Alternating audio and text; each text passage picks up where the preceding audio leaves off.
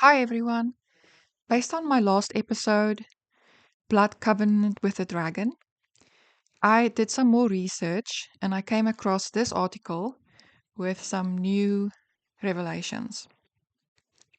This article was published on the George Mason University Alumni Association website. The title Komodo Dragon Blood Leads to Wound Healing Discovery. Inspired by the Komodo dragon blood's germ fighting abilities, George Mason University researchers have created a new way to kill antibiotic resistant bacteria while spurring the body's cells to heal cuts faster, according to new research published in the Nature Partner journal NPJ Biofilms and Microbiomes. The work is a result of a 7.57 million contract from the federal government's Defense Threat Reduction Agency.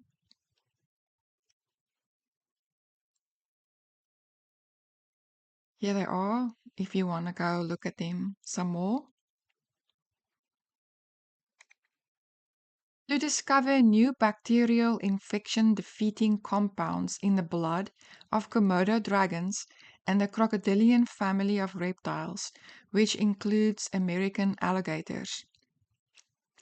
These reptiles eat carrion, it's decomposing flesh, and live in bacteria rich environments, but rarely fall ill, suggesting they have strong innate immunity. Synthetic germ fighting peptides are a new approach to potentially defeat bacteria that have grown resistant to conventional antibiotics, said microbiologist Monique van Hoek, who worked with Mason chemistry professor Barney Bishop on the project. The antimicrobial peptides we're tapping into represents millions of years of evolution in protecting immune systems from dangerous infections. Under the DTRA grant, the Mason's team's research initially is designed to help soldiers heal faster and protect them from bacterial bioweapons. And as with many products developed for the military, it could eventually also be available in bandages sold at corner drugstores to help heal more mundane cuts and scrapes. The inspiration for Mason's synthetic germ fighter called DRGN1 came from a peptide first found in a Komodo dragon named Tuja, which means seven in Indonesian, who lives at the St. Augustine Alligator Farm Zoological Park in Florida. Tuja was the seventh in his litter. After creating a new tool and technique to find and sort through hundreds of peptides in Tuja's blood, the George Mason team discovered one that showed a promising combination of antimicrobial and anti-biofilm properties. Peptides are small protein-like molecules, and some act at the forefront of our body's innate immune system. They're the molecules doing battle with infections until antibodies are made. The researchers found more than 200 Komodo dragon peptides, and it was one of these peptides that provided the inspiration for DGRN1. The research team rearranged the peptide's tiny building blocks, called amino acids, to create a modified synthetic version of the dragon's peptide, calling it DRGN1 in honor of the Komodo dragon. This synthetic peptide is the first Komodo-inspired peptide the team created in the lab from this research, Van Hoek said. The synthesized peptide, DRG1, is not a Komodo dragon's natural peptide. it's been altered to be stronger in terms of both potency and stability, Van Hook said. DRGN1 is able to attack the sticky biofilm that protects the bacteria and helps them grow in wounds. After breaking down the biofilm barrier, the synthetic peptide kills the bacteria while simultaneously stimulating the patient's cells to speed up healing the wound. The next steps for DRGN1 are to develop it into wound healing products for veterinary medicine before moving to products designed for humans, Bishop said. Van Hook and Bishop founded antimicrobial discovery research in the College of Science to further the research. The DTRA grant, which includes Van Hook, Bishop, and Joel Scher, has led to numerous research papers, even more peptides under investigation, and a patent portfolio.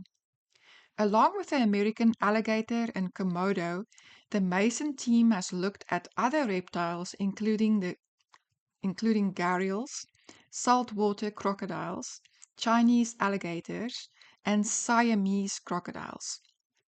A 5-year grant wraps up in February 2017.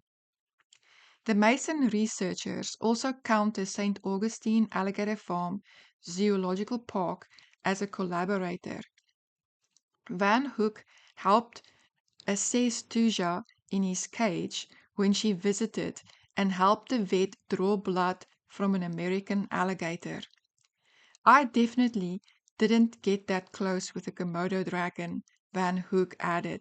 They are very dangerous. Here I found the NovoPro website, novoprolabs.com, and they have the DRGN1 peptide for sale.